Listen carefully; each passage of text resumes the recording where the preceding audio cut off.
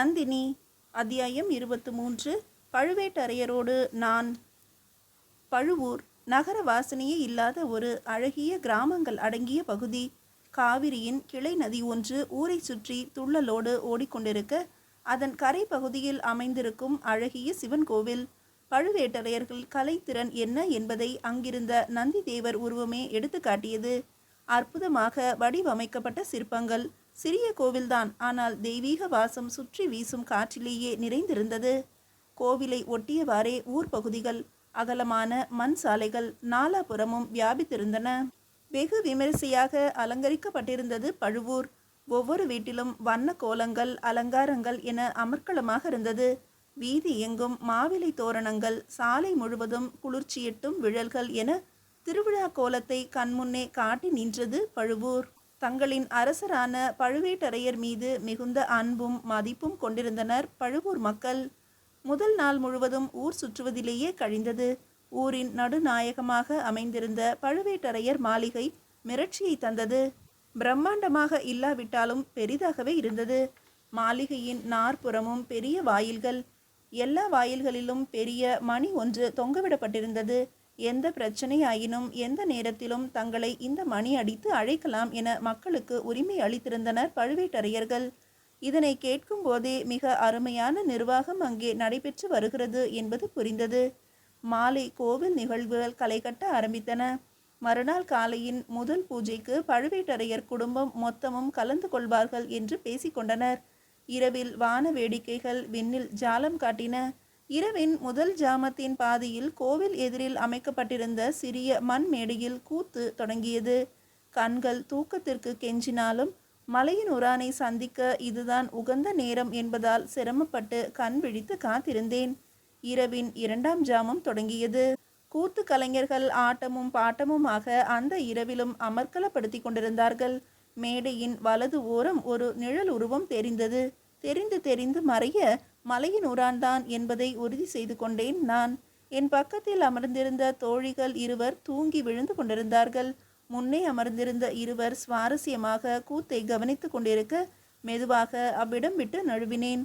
சுற்றி வளைத்து கூத்து நடக்கும் மேடைக்கு பின்புறம் இருந்த பெரிய மரம் ஒன்றின் அருகே சென்று மறைந்து நின்றேன். என்னையே கவனித்து கொண்டிருந்த மலையின் உரானும் அந்த மரத்தின் முன்பகுதியில் வந்து சாய்ந்து அமர்ந்தான். நேர் எதிரே பின்புறம் நான் இருந்தேன். என்ன தகவல் கொண்டு வந்தீர்கள்? கேட்டேன் நான்.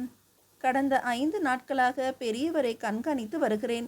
தனியே அவர் செல்லும் ஒரே இடம் இந்த கோவிலின் பின்புறம் உள்ள காவிரிக்கரை ஓரம்தான். தனக்குத்தானே ஏதோ பேசிக்கொண்டு தனிமையில் நடக்கிறார். இருள் கவிய ஆரம்பித்ததும் புறப்பட்டு விடுகிறார். கோவில் திருவிழா என்பதால் இங்கு இப்போது மக்கள் கூடுகிறார்கள் என்பதால் கரையோரம் சற்று தொலைவே உள்ள ஒரு பழைய மண்டபத்தின் அருகில் நேரம் கழிக்கிறார். கடந்த 2 நாட்களாக திருவிழா முடியும் வரை அங்குதான் செல்வார் என நினைக்கிறேன். கோவிலின் பின்புறம் இடதுபுறமாக நடக்க சற்று தூரத்தை தென்படும் அந்த மண்டபம் என்றான் மலையின் ஊரான். நல்லது, இனி நான் பார்த்து கொள்கிறேன். நீங்கள் முதலில் நெல்லை சென்று மாமனை பாருங்கள். அதன் பிறகு மதுரைக்கு வந்து கடைசியாக தஞ்சைக்கு வாருங்கள். இன்றிலிருந்து சரியாக 2 திங்கள் கழித்து என்னை இங்கேயே வந்து சந்தியுங்கள் என்றேன் நான். ஆகட்டும் இளவரசி, கவனமாக கையாளுங்கள் என்று அவன் சடுதியில் காணாமலும் போனான்.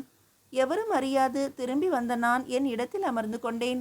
சற்று நேரம் போனதும், உறக்கம் வருகிறதடி, வாருங்கள் போகலாம் என தோழிகளை அழைத்து கொண்டு எங்களை பழுவூருக்கு அழைத்து வந்த அந்த தோழியின் தாய்மாமன் வீட்டிற்கு சென்று நாள் முழுவதும் சுற்றிய அயற்சியில் உறங்கிவிட்டேன். மெல்ல பொழுது விடிய ஆரம்பிக்க சத்தம் காட்டாது எழுந்தேன். சாம்பவன் கூறிய அந்த மண்டபத்தை நோக்கி நடந்தேன். தொலைவுதான் என்றாலும் தனிமையாகவும் அழகாகவும் இருந்தது அந்த இடம். மண்டபத்தின் படிக்கட்டுகள் ஓடும் ஆற்று நீரை தொட்டு முத்தமிட்டு கொண்டிருந்தன. அங்கிருந்து வெளிப்புறத்தை நோக்கினேன். எதுவும் பிடிபடவில்லை. மண்டபத்து படிகளில் நின்று நதி நீரை பார்த்தேன். மழைக்கால நேரம் என்பதால் முழுமையாக நிறைந்து ஓடிக்கொண்டிருந்தது ஆறு. சற்று தூரத்தே ஒரு மதகு அமைக்கப்பட்டிருப்பதும் அதன் மேலே நீண்ட பனைமர துண்டுகளை வெட்டி போட்டு பாலம் போன்று அமைந்திருப்பதையும் மனதில் குறித்து கொண்டேன். ஆற்றின் மறுகரைக்கு போக இருக்கும் ஒரே வழி அதுதான் என்பதையும் மனதில் குறித்து கொண்டேன். மறுகரையில் முழுவதுமாக மரங்கள் அடர்ந்து வளர்ந்து ஒரு சிறு வனம் போல தோற்றமளித்தது. மெல்ல நடந்து அந்த மரப்பாலத்தின் மேல் சென்றேன். எத்தனை உயரத்தில் இருக்கிறது என்பதை கவனித்தேன். கீழே ஓடும் நீரினை உற்று பார்த்தேன். பாறைகள் எதுவும் இல்லை என்பது தெரிந்தது. மணற்பாங்கான பகுதி இது என்பதை கீழிறங்கி கரையின் மண்ணை ஆராய்ந்து புரிந்து கொண்டேன். மனதிற்குள் ஒரு திட்டம் தோன்ற அதனை பார்வையாலேயே செயல்படுத்தி பார்த்தேன். சரியாகவே இருந்தது. இனி நிஜமாகவே மாலை செயல்படுத்திவிட வேண்டியதுதான் என முடிவெடுத்து கொண்டு அங்கிருந்து வேகமாக வீடு வந்து சேர்ந்தேன். ஒன்றும் அறியாதவளாக வீட்டிலேயே இருந்துவிட்டேன். எதிர்பார்த்து காத்திருந்த அந்த மாலை வேளையும் வந்தது. தோழிகள் திருவிழா காட்சிகளை காண இன்றும் புறப்பட்டு கொண்டிருந்தனர். என்ன நந்தினி, சீக்கிரம் புறப்படு, நேரமாகி கொண்டிருக்கிறது. இன்று திருவிழாவிற்கான சிறப்பு கடைகள் அதிகம் இருக்கும், நிறைய வாங்க வேண்டும், வா என்று அவசரப்படுத்தினார்கள்.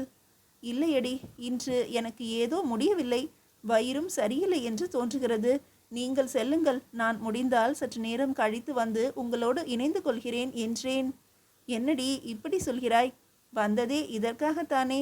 நான் வேண்டுமானால் உன்னோடு சற்று நேரம் இருக்கட்டுமா கேட்டாள் தோழி ஒருத்தி. ஒன்றும் வேண்டாம், நான் பார்த்து கொள்கிறேன். நீங்கள் ஒவ்வொரு கடையாக நுழைந்து வெளியே வர விடிந்துவிடும், அதற்குள் நான் வந்து விடுகிறேன் என நான் சிரித்துக்கொண்டே கூற, சீக்கிரம் வந்துவிடடி என்று அவர்கள் புறப்பட்டு விட்டார்கள். அவர்கள் சென்று சிறிது நேரத்திற்கெல்லாம் அழகாக என்னை அலங்கரித்து கொண்டேன். வாசனை மிக்க முல்லை மல்லி மலர்களை தலையில் சூடிக்கொண்டேன். வீட்டின் பின்புறமாக இருக்கும் தோட்டத்து வழியாகவே நடந்து காவிரி கரையோர வழியை தொட்டேன்.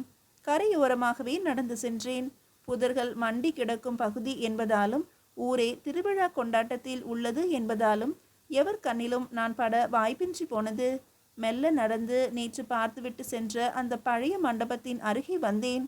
ஆள் நடமாட்டம் ஏதும் இல்லை என்பதை உறுதி செய்து கொண்டு அதனை தாண்டி சென்று மரப்பாலத்தின் மேலேறாமல் கீழேயே மறைவாக நின்று கண்ணெட்டும் தூரத்தில் இருந்த மண்டபத்தையே கவனித்து வந்தேன். சற்று நேரத்திற்கெல்லாம் மண்டபத்தருகே எவரோ வருவது போல தெரிந்தது. சற்று முன் நகர்ந்து உற்று பார்த்தேன். அவர்தான், பெரிய பழுவேட்டரையர்தான். இப்படியும் அப்படியுமாக நடந்து கொண்டிருந்தார். யானையின் நிதானமான ஆனால் கம்பீரமான நடையழகு அவருக்கு இயல்பாகவே வாய்த்திருந்தது. சுற்றுமுற்றும் நோக்கினேன், எவரும் இல்லை. மெல்ல அந்த மர பாலத்தின் மீது ஏறினேன். கீழே ஓடும் ஆற்று நீரை பார்த்தேன். சற்று பயமாகத்தான் இருந்தது. என்றாலும் தைரியத்தை வரவழைத்து கொண்டேன்.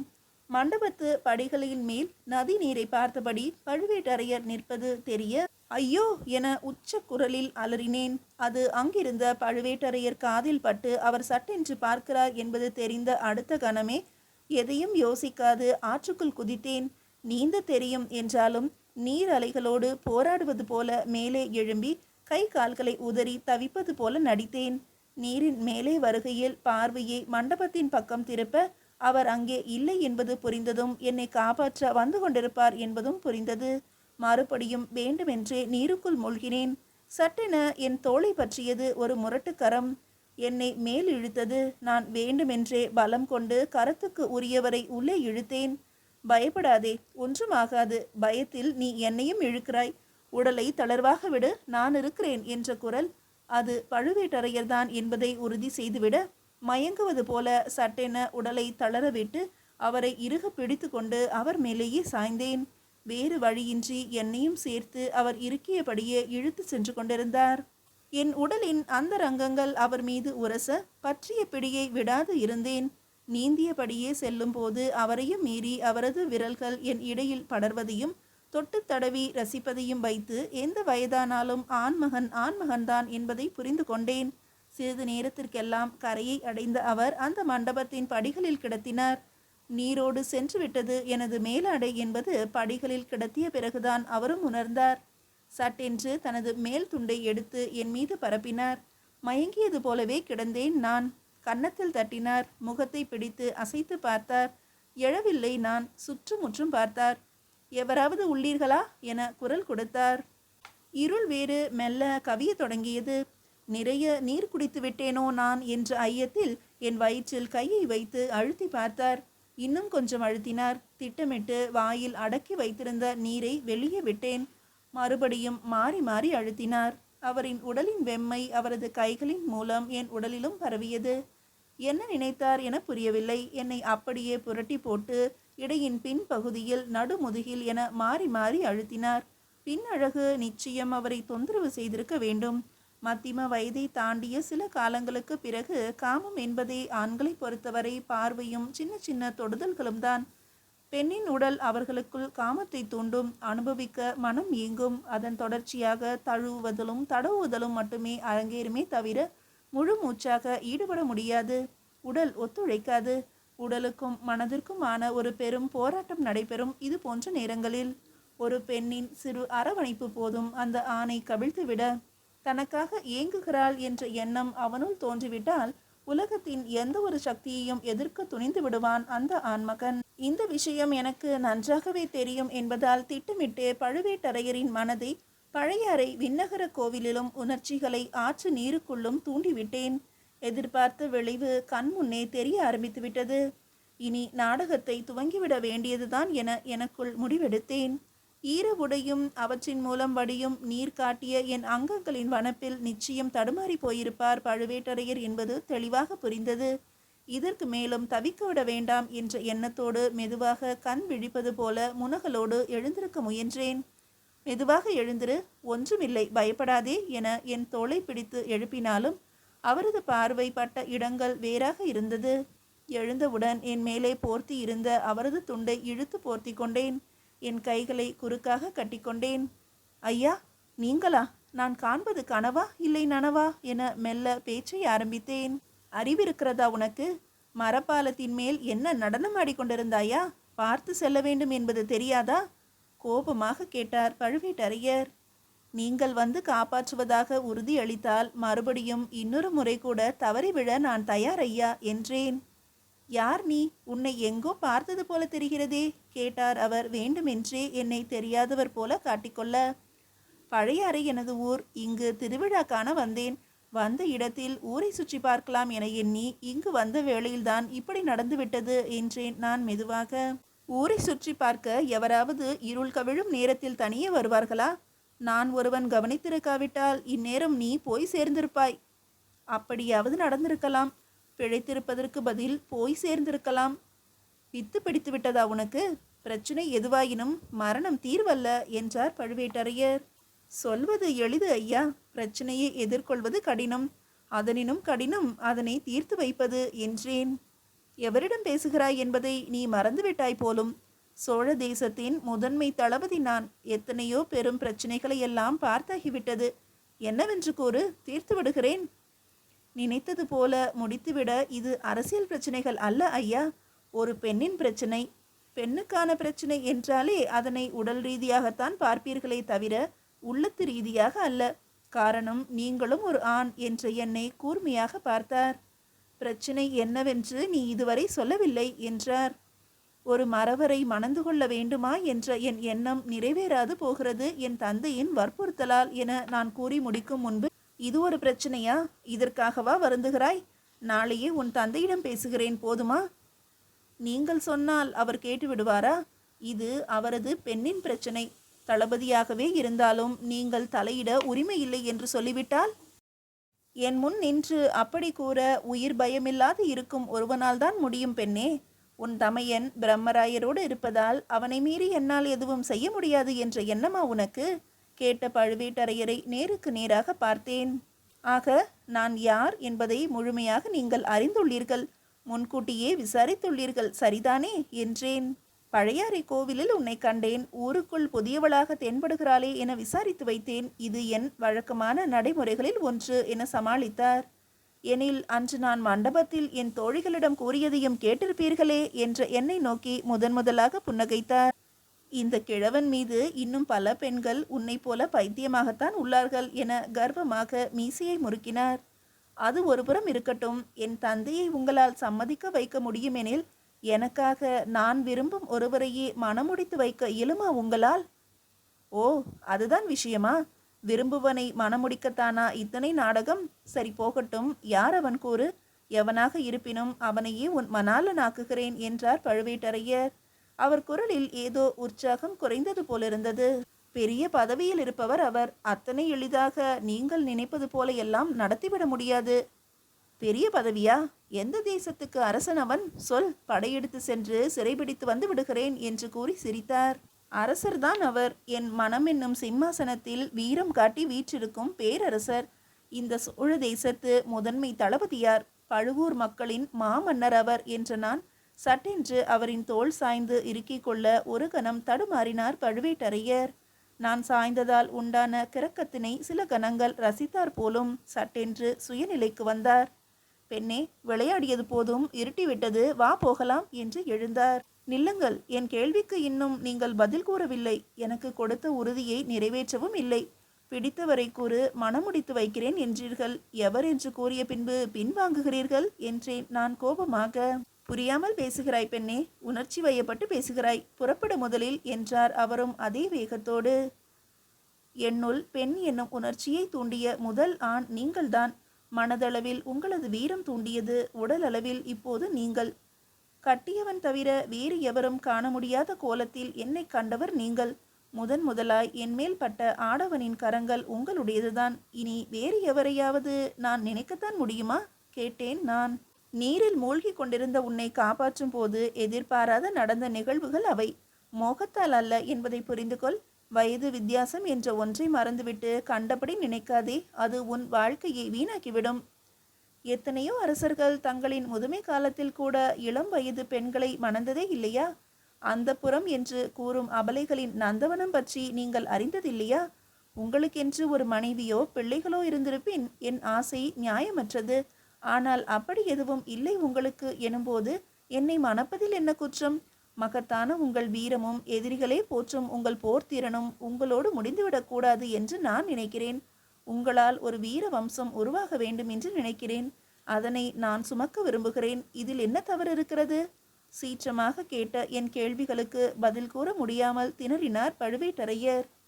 உங்களின் எண்ணங்களை பகிர்ந்து கொள்ள, உங்களின் கோபதாபங்களை புரிந்து கொள்ள, உங்களின் சுய உணர்வுகள் தெரிந்து அதற்கு ஏற்றாற் போல செயல்பட, உங்களின் முடிவுகளில் உள்ள சாதக பாதகங்களை ஆராய்ந்து அதனை தைரியமாக உங்கள் முன்பு கூற, எஞ்சி இருக்கும் வாழ்நாட்களையாவது உங்கள் விருப்பப்படி வாழ இந்த வயதிற்கு மேல்தான் உங்களுக்கு துணை அவசியம் என்பதை தயவு செய்து புரிந்து கொள்ளுங்கள்.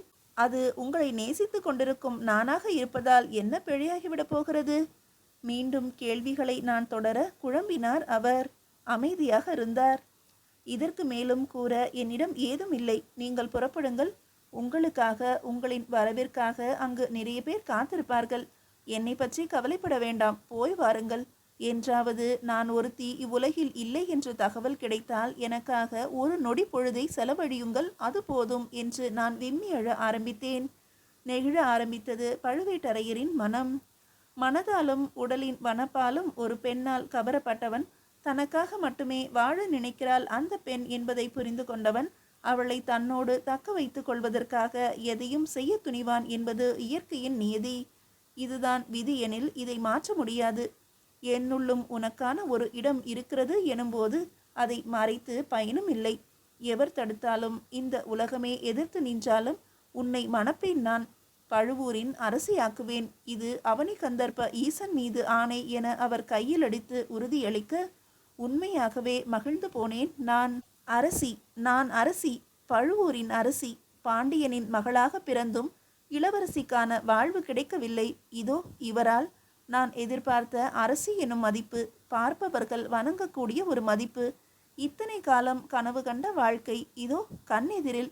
என்ன செய்வது என்றே புரியாமல் எதிரே இருந்த பழுவேட்டரையரை இறுக கட்டிக்கொண்டேன். நான் பார்த்து கொள்கிறேன் என பெரிய பழுவேட்டரையர் கொடுத்த உறுதிமொழியை நம்பி மறுநாளே புறப்பட்டேன் தோழிகளோடு பழைய அறைக்கு. எப்படி இருந்தது பழுவூர் திருவிழா என கேட்ட தந்தைக்கு, மிக நன்றாக இருந்ததப்பா. ஒரு புதுவித அனுபவம் கிடைத்தது. பழுவேட்டரையரை சந்திக்கும் வாய்ப்பு கிடைத்ததப்பா தோழிகளோடு என்றேன் நான். தோழிகளோடு என்று நான் கூறியதை கேட்டு தந்தையின் முகத்தில் சற்று நிம்மதி தெரிந்தது. என்ன சொன்னார் பழுவேட்டரையர் என எத்தேசியாக தந்தை கேட்டார். விரைவில் உங்களை காண வருவதாக கூறி அனுப்பினார் அப்பா என்றதும் திடுக்கிட்டு போனார். என்னை காண வருகிறாரா? என்னம்மா சொல்கிறாய்? சோழத்தின் முதன்மை தளபதி அம்மா அவர் பார்க்க நினைத்தார் என்று தகவல் தெரிந்தாலே அவர் இருக்கும் இடம் சென்று ஓடிப்போய் பார்க்க வேண்டியவர்கள் நாம். அரசரையும் பட்டத்து அரசியையும் தவிர வேறு எவரையுமே அவர் போய் பார்க்க வேண்டிய அவசியம் இல்லையே. அவ்வளவு ஏன், இளவரசர், இளவரசி, பிரம்மராயர் என எவரை அவர் அழைத்தாலும் உடன் சென்று அவரை காண வேண்டும். அத்தகைய வலிமை வாய்ந்த அவர் என்னை வந்து காணப்போகிறாரா? நந்தினி, ஏதாவது தவறு செய்து விட்டாயா? சிறுபிள்ளைத்தனமாக அவர் கோபப்படும்படி நடந்து கொண்டாயா? பதறிப்போனார் தந்தை. அதெல்லாம் ஒன்றுமில்லையப்பா. கடைசி நாள் அவரை கோவில் வளாகத்தில் கண்டோம். தோழியின் தாய்மாமன் எங்களை அவரிடம் அறிமுகம் செய்து வைத்தார். உங்களின் பெண் என என்னையும் காட்டினார். அப்போதுதான் இதை கூறச் சொல்லி பழுவேட்டரையர் என்னிடம் கூறினார். அவ்வளவுதான் என்று கூறிவிட்டு அங்கிருந்து நான் நகர்ந்துவிட தந்தையோ பெரும் குழப்பத்தில் ஆழ்ந்தார் என்பது தெளிவாக தெரிந்தது. இரவு வந்த தமையன் திருமலையிடமும் இது பற்றி தந்தை கூற, இதற்காகத்தான் இவளை வெளியே அனுப்பவே வேண்டாம் என்றேன் நான். நீங்கள்தான் பெண் என்ற பாசம் கண்ணை மறைக்க எதையாவது செய்து விடுகிறீர்கள் என்று எரிந்து விழுந்தான். அவள் ஒன்றும் செய்யவில்லையாமடா. வளாகத்தில் பார்த்தவளிடம் இதை கூறி அனுப்பியிருக்கிறார் அவர். எனக்கென்ன பயம் என்றால், சமீக காலமாக பிரம்மராயருக்காக ஒற்று வேலைகளையெல்லாம் நீ செய்து வருகிறாய். அதில் ஏதாவது தவறாகிவிட்டதா? அவருக்கு தெரிந்ததனால் கண்டிக்க எண்ணுகிறாரா என்ற பயம்தான் என்றார் தந்தை. அப்படியெல்லாம் எதுவும் இருக்க வாய்ப்பில்லையப்பா. எதுவாயினும் பிரம்மராயர் பார்த்து கொள்வார், கவலை வேண்டாம். அவரை மீறி இந்த சோழ தேசத்தில் எவரும் எதுவும் செய்துவிட முடியாது என்றான் திருமலை. அதை கேட்டு எனக்குள் சிரித்து கொண்டேன் நான். பழுவேட்டரையர் செய்ய நினைப்பதை பிரம்மராயர் மட்டுமல்ல, சோழ தேசத்தில் எவருமே தடுக்க முடியாது என்பதை அடுத்து வந்த நாட்களிலேயே தெரிந்து கொண்டது சோழம். மீதியை இறுதி அத்தியாயத்தில் காணலாம்.